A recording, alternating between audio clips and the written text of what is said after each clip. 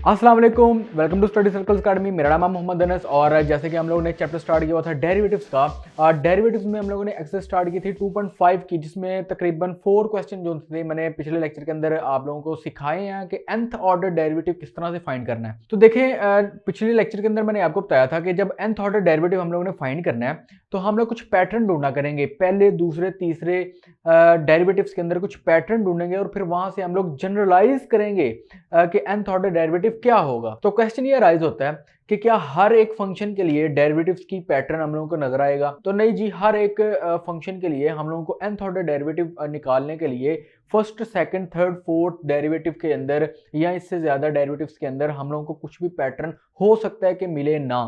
तो फिर उन फंक्शंस का डेरिवेटिव nth ऑर्डर किस तरह से निकालेंगे हम लोग? तो उसके लिए हम लोग एक रूल पढ़ेंगे, लेबनिट्स रूल।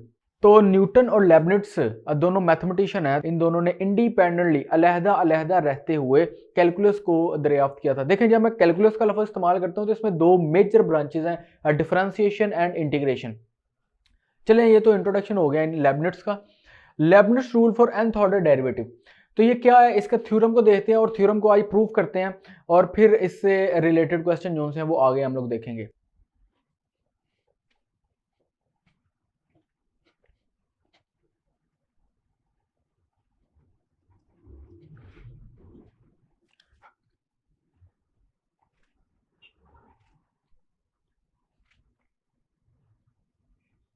ये लेबनिट्स रूल है for nth order derivative.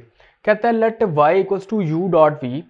u और v जो से हैं ये दो फंक्शंस हैं x के। जैसे कि फॉर एग्जांपल u हो सकता है 1/x और v फॉर एग्जांपल हो सकता है log x। तो अगली जो सी कंडीशन है ये ध्यान से देखनी है आपने, and there nth order derivative exists. ये रिलेशन का लिखा हुआ है।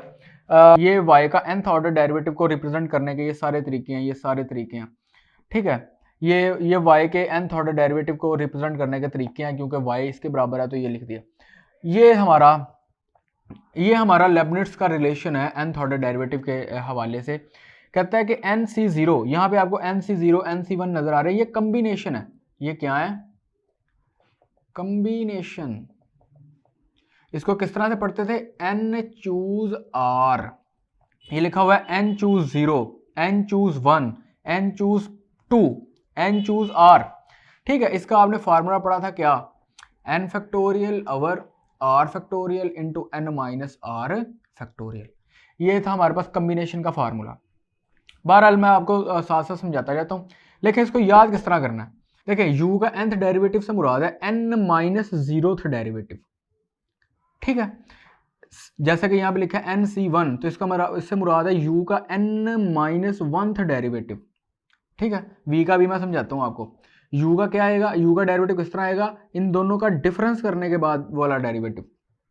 nc2 से मुराद है nc2, u का कौन सा डेरिवेटिव आएगा? n minus 2th derivative. यहाँ पे देखें, ये जनरल टर्म, इसको कहते हैं जनरल टर्म। ये आपको समझाती है कि रिलेशन में किस तरह की टर्म्स आ रही हैं, इसको कहते हैं जनरल टर्म। देखें, ncr u का कौन सा डेरिवेटिव है? n माइनस rth डेरिवेटिव है। अब देखें v को देखें जरा, यहाँ पे 0 है तो v का 0th डेरिवेटिव है। 0 डेरिवेटिव से मुराद है कोई डेरिवेटिव नहीं है। यहाँ पे 1 है तो v का फर्स्ट डेरिवेटिव है। यहाँ पे 2 है तो v का सेकंड डेरिवेटिव है। यहाँ पे r है तो v का rth डेरिवेटिव है। यहाँ पे n माइनस 1 है तो v का n माइनस 1th डेरिवेटिव है। अगर यहाँ पे n है तो यहाँ पे nth डेरिवेटिव है। तो आपको ये याद करने का तरीका समझ आ गया होगा। इसकी रिजेंबलेंस आप देख रहे होंगे बायनॉमियल थ्योरम की तरह, तो आप इसको उस तरह से भी याद कर सकते हैं। तो इस थ्योरम को प्रूफ करने लगे हैं, इस थ्योरम को हम लोग क्या करने लगे हैं? प्रूफ करने लगे हैं। तो देखिए, इसको प्रूफ करना किस तरह। मैं जो टेक्निक इस्तेमाल करने लगा हूं उसका नाम है मैथमेटिकल इंडक्शन। मैथमेटिकल इंडक्शन से किस तरह प्रूफ करूंगा कि मैं पहले इसको n इक्वल टू 1 या 2 के लिए शो करूंगा कि ये ट्रू है, ठीक है। मैं n इक्वल टू 1 या 2 या 3 जिसके लिए आपका दिल करता है उसके लिए इसको ट्रू साबित करना है। फिर आपने सपोज करना है कि n इक्वल टू r के लिए ये ट्रू है, ठीक है। कोई भी एक r, कोई भी एक जनरल नंबर है r, n equal to r के लिए सपोज करना है कि ये ट्रू है, ठीक है। फिर आपने प्रूफ करना है कि ये n equal to r plus 1 के लिए ट्रू है। क्या प्रूव करना है? n equal to r plus 1 के लिए ये क्या है? ट्रू है। अब दोबारा सुने मैथमेटिकल इंडक्शन किस तरह काम करती है कि आपने पहले n इक्वल टू 1 या 2 या 3 जिसके लिए आपका दिल करता है इसको ट्रू शो करना है, प्रूव करना है। फिर सपोज करना है ये जो सपोज वाले हैं ये इंडक्टिव स्टेप है, तो आपने सपोज करना है n इक्वल टू आर के लिए ये ट्रू है, फिर आपने प्रूफ करना है कि ये n equal to R plus one के लिए क्या है, ट्रू है। तो फिर ये पूरे का पूरा थ्योरम ट्रू होगा for all the values of n, और n यहाँ पे क्या है, नेचुरल नंबर है। तो देखें इसका प्रूफ, देखें जी फॉर एग्जांपल y हम लोग, तो देखें y हम लोगों को दिया है u डॉट v, मतलब कि मल्टीप्लिकेशन है दो फंक्शंस की। तो अगर मैं इसका फर्स्ट डेरिवेटिव निकालता हूँ, तो फर्स्ट डेरिवेटिव प्रोडक्ट रूल है, पहले का डेरिवेटिव दूसरा वैसे ही, प्लस पहला वैसे ही दूसरे का डेरिवेटिव। अभी आपको इसकी रिजेम्बलेंस इसके साथ नज़र नहीं आ रही, वैसे नज़र तो आ रही है, मैं भी आपको सेकंड डेरिवेटिव से ज़्यादा क्लियर दिखाता हूँ। सेकंड डेरिवेटिव से मुराद है कि पहले का डेरिवेटिव और दूसरा वैसे ही, प्लस पहला वैसे ही दूसरे का डेरिवेटिव, प्लस अब इस पर डेरिवेटिव अप्लाई करें, पहले का डेरिवेटिव दूसरा वैसे ही, प्लस पहला वैसे ही दूसरे का डेरिवेटिव। देखें पहला डेरिवेटिव पहले ही था और दूसरा डेरिवेटिव लेने से डबल डैश आ गया। इसको मैं क्या लिख सकता हूँ, इसको लिख सकता हूँ u double dash v, plus ये देखें ऐड हो रहे हैं तो 2 times u dash v dash plus u v double dash. यहाँ पे क्या लिखा हुआ है, d2y ओवर dx स्क्वायर। अब देखो मैं कुछ आपको फार्मूले रिकॉल करवाने लगा हूँ कॉम्बिनेशन के, कि जो NC0 है वो भी 1 के इक्वल है, NCN वो भी 1 के इक्वल है, NCN-1 ये n के इक्वल है। ठीक है, आपने इसको इन तीन को याद करना है, और भी फार्मूले मैं पास्कल रिलेशन बताऊंगा कॉम्बिनेशन के अंदर। बहरहाल अभी के लिए ये याद करें, NC0 इक्वल टू 1 है, NCN1 है, NCN-1 क्या है, n है। देखिए अगर मैं यहाँ पे n की जगह पे 2 पुट करता हूँ, 2 से मुराद है सेकंड डेरिवेटिव, n से मुराद है सेकंड डेरिवेटिव, तो अगर मैं n की जगह पे 2 पुट करता हूँ तो क्या आएगा, 2C0 जो कि 1 है, यहाँ पे 2C2 जो कि 1 है, 2C2 minus 1 equals to 2C1, ये किसके बराबर है, n के, n क्या है हमारे पास 2। तो देखो इसको मैं क्या लिख सकता हूँ, इसको लिख सकता हूँ, देखो यहाँ पे 1 मल्टीप्लाई हो रहा है और यहाँ पे भी 1 मल्टीप्लाई हो रहा है, इस 1 को मैं लिख सकता हूँ 2C0, 2C0 किसके बराबर है 1 के, u double dash v, plus इस 2 को क्या लिख सकता हूँ 2C1 u dash v dash plus 2C2 u v double dash. अब देखो इसकी रिजेम्बलेंस बिल्कुल इसी तरह से है, मैंने आपको बताया था u का डेरिवेटिव किस तरह आता है, इसको n को rth टर्म में से माइनस कर देना, तो n minus 0 nth derivative, n minus 1 n minus 1th derivative, n minus 2 n minus 2 derivative, और जो नीचे होता है वो v का डेरिवेटिव चलने लग जाता है, जैसे 0 है तो 0 डेरिवेटिव, 1 है तो 1 डेरिवेटिव, 2 है तो सेकंड डेरिवेटिव। अब देखो यहाँ पे ये चाह रहा है सेकंड ऑर्डर डेरिवेटिव, 2 माइनस 0 2 आएगा तो 2 डेरिवेटिव और v का 0th डेरिवेटिव। इसी तरह से u का क्या आना था, 2 माइनस 1th डेरिवेटिव, मुराद पहला डेरिवेटिव और v का पहला डेरिवेटिव नजर आ रहा है आपको, 2 माइनस 2 से मुराद है 0th डेरिवेटिव u का 0 ही है, और v का सेकंड डेरिवेटिव। तो अब इस चीज को भी लिख सकते हो, अब इस चीज को भी लिख सकते हो 1C0 u dash v plus 1C1 u v dash. तो ये वाला सेकंड ऑर्डर और ये फर्स्ट ऑर्डर डेरिवेटिव हम लोगों को ये शो कर रहा है कि ये जो सा रिलेशन है ये n इक्वल टू 1 और n इक्वल टू 2 के लिए ट्रू है। ठीक है, मैंने इस चीज को प्रूफ किया है, एंड ये कि ये फार्मूला जो सा n इक्वल टू 1 और n इक्वल टू 2 के लिए क्या है, ट्रू है। अब मुझे सपोज करना है, कि ये ट्रू है for n equal to r। तो देखें ये इंडक्टिव स्टेप है, तो मैं सपोज करता हूं, सपोज इसका नाम फॉर एग्जांपल मैं 1 रख लेता हूं। अच्छा, n इक्वल टू r के लिए मैंने इसको सपोज कर लिया कि ये क्या है, ट्रू है। तो देखो इस फार्मूले को फिर r के लिहाज से मैं क्या लिख सकता हूं, मैं लिख सकता हूं dry ओवर dxr, या इसको मैं लिख सकता हूं u डॉट v का rth डेरिवेटिव। ठीक है, इस रिलेशन के मुताबिक वो किसके इक्वल आना था,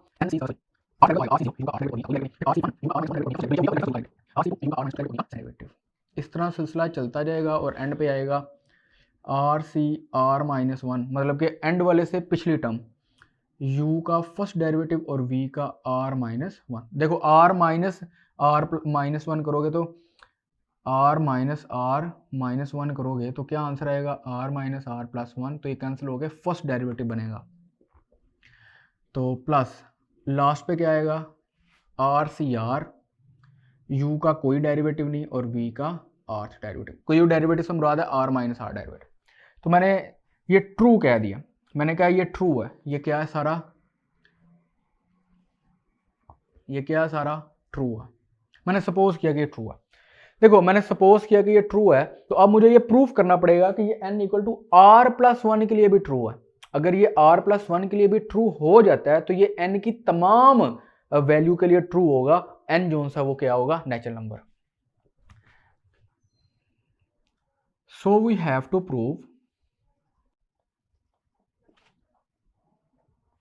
r प्लस वन के लिए इसको ट्रू साबित करने के लिए देखें, मैं एक बात आपको यहाँ पे बताता हूँ।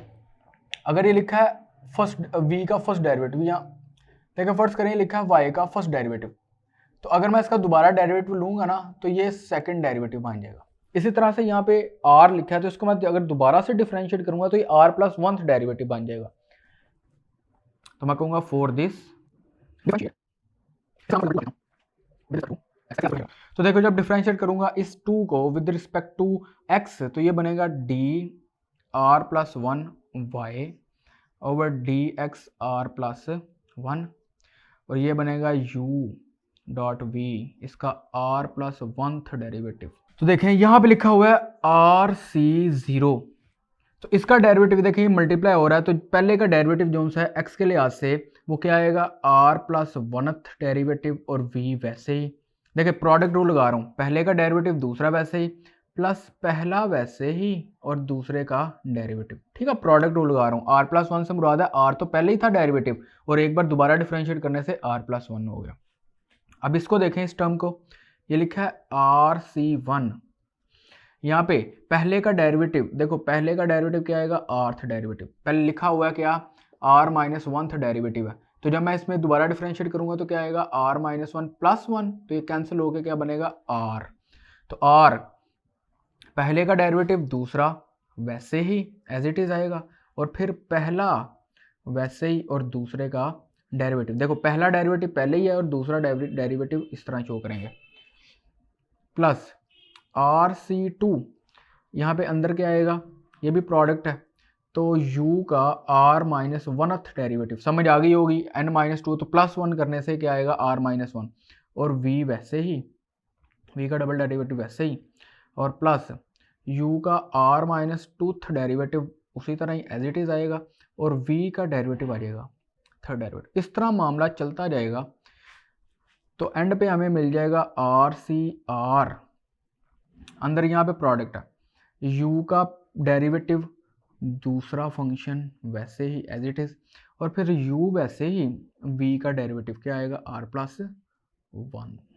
अगर मैं इसकी ब्रैकेट्स ओपन करता हूँ तो क्या आएगा, R C zero u r plus one v plus R C zero u का आर्थ डेरिवेटिव v वैसे ही, प्लस यहाँ से आएगा आर सी वन u का आर्थ डेरिवेटिव v वैसे ही, plus R C one u का r माइनस वनथ डेरिवेटिव और v double dash, plus R C two u का r minus oneth derivative v का double derivative, plus R C two u का r minus twoth derivative और v triple dash. इस तरह सिलसिला चलता जाएगा और आगे आएगा R C R u dash v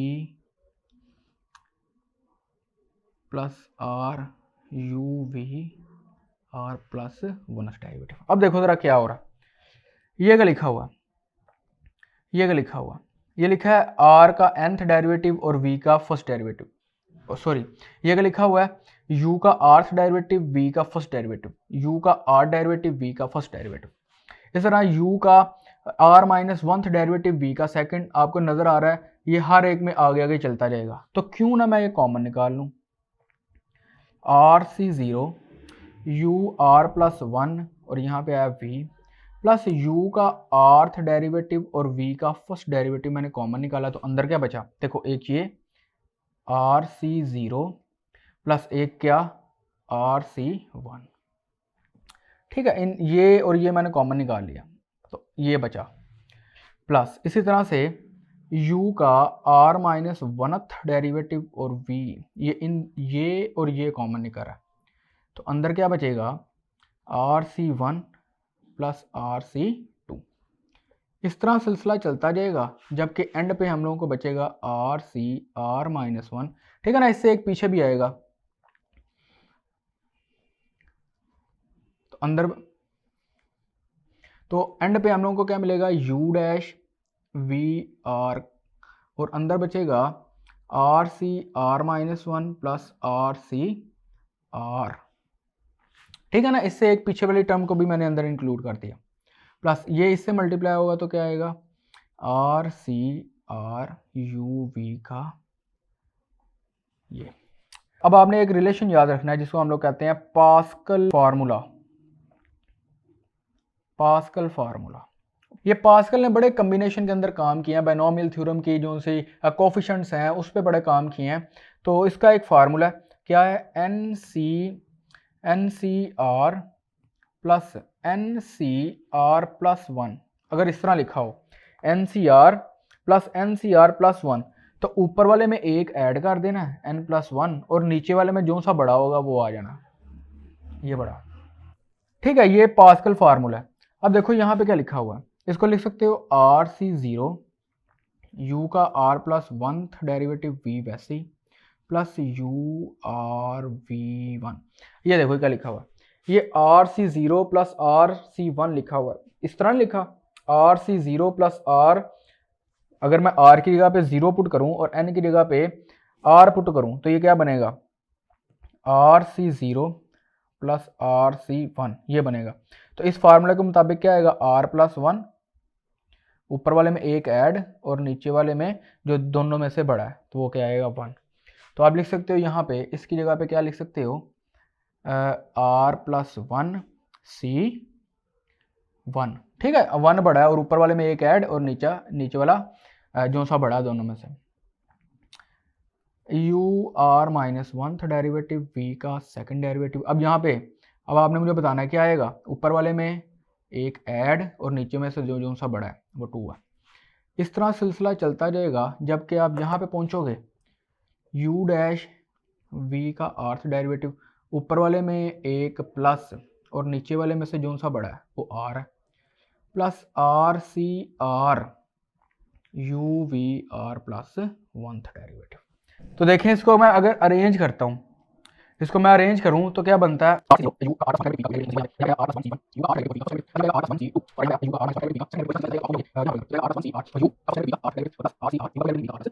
अब देखो यहाँ पे लिखा हुआ है, RC0 और यहाँ पे लिखा हुआ है RCR।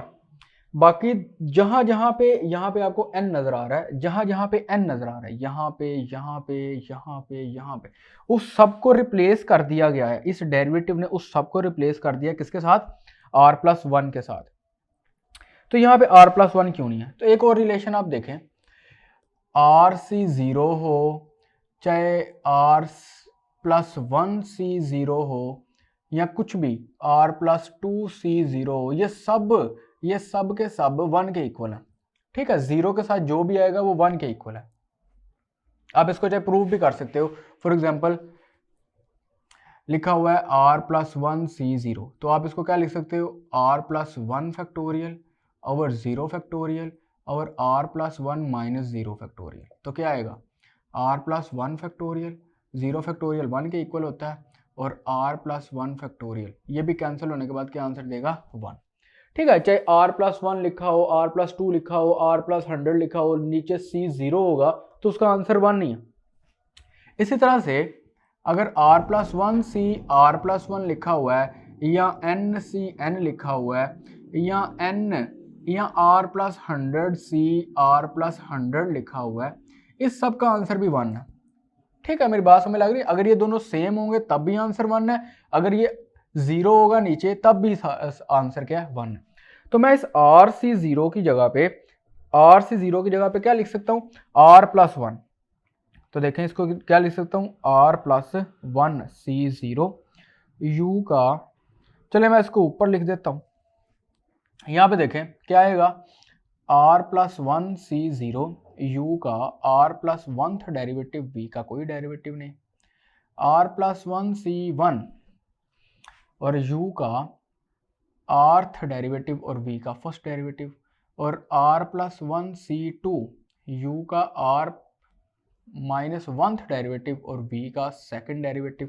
ठीक है, इस तरह सिलसिला जा रहा है और इस तरह चलते चलते आप पहुंचोगे n RCR पे। तो RCR मैंने आपको भी बताया किसके इक्वल हो सकता है, किसके, r+1 CR+1, और वहां पे क्या आएगा, u और v का r+1th डेरिवेटिव। अब क्या इससे क्या प्रूफ हुआ, देखो जहां जहां पे n है, जहां जहां पे n है उसकी जगह पे क्या आ गया, r+1 r+1 r+1 r+1, जहां जहां पे इस फार्मूले के अंदर n है वहां पे क्या आ गया, r+1। तो हम लोगों ने इस चीज को प्रूफ कर दिया कि ये जो फार्मूला वो n = r+1 के लिए भी ट्रू है। तो इस फार्मूले को प्रूफ करने के लिए जो से हमने टेक्निक इस्तेमाल की वो थी मैथमेटिकल इंडक्शन, और आपने इस फार्मूले को अच्छी तरह से याद करना है। नेक्स्ट लेक्चर के अंदर हम लोग इसकी इम्प्लीमेंटेशन देखेंगे कि ये फार्मूला किस तरह से अप्लाई करना है हम लोगों ने। तो काफ़ी लेंथी सा था थ्योरम का प्रूफ, तो कुछ नई बातें भी आपने सीखी हैं यहाँ पे। ये कुछ कम्बिनेशन के रिलेशन हैं जो आप लोगों ने पहले भी पढ़े हैं और अब मैं आपको दोबारा से रीन्यू करवाया आपको, तो आपने इसको भी ठीक तरह से याद करना है। और नेक्स्ट लेक्चर के अंदर इंशाल्लाह हम लोग अगले क्वेश्चन करेंगे जिसमें इस फार्मूले का यूज़ करेंगे हम लोग nth ऑर्डर डेरिवेटिव को फाइंड करने के लिए। तो मिलते हैं नेक्स्ट लेक्चर के अंदर, तब तक के लिए अल्लाह हाफिज़।